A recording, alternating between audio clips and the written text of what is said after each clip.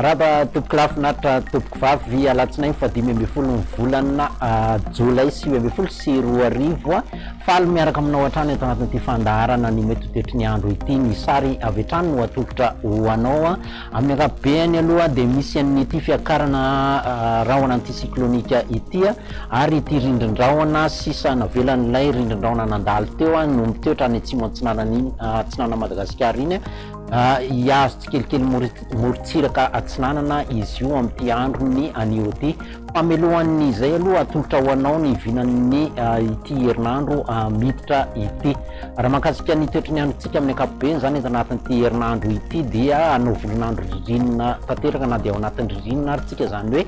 ny orana zany somary ho betsabetsaka amin'iny morotsiraka iray manontolo iny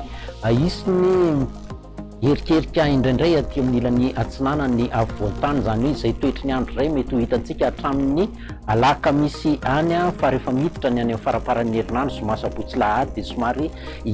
iamaina izay andro manorina zay ary iamalefaka ny alizay antsika raha mahakasika ny rahampitso manokana ary ny toetry ny andro dia manorana aloha zany ny aty amin'ny faritra ny savana lanjorofo atsinanana vatovafitrana ny atsimo antsinanana iny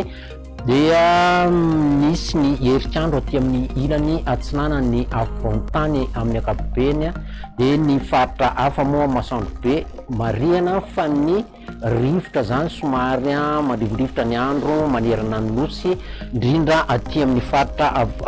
morotsiraka varatra andrefana aty ny faritry ny atipany iray manontolo ny aty amin'ny faritra avaratra aty sy ny faritra atsimo sy ny tendrony atsimony nosy raha ny tolakandro kosa mbola mitohy hatrany aloha ny orana amin'ny morotsiraka iray manontolo arahana herikerika ihany indraindray amin'ny ilany atsinana ny avoantany ny faritra hafa moa dia masoandro be hatrany no manjaka marina fa mitoetra hatrany ny rivotra zany saika manerana ny nosy mahakasika ny marim-panantsika noho izay rivotra izay dia midina daholo amin'ny ankapobeny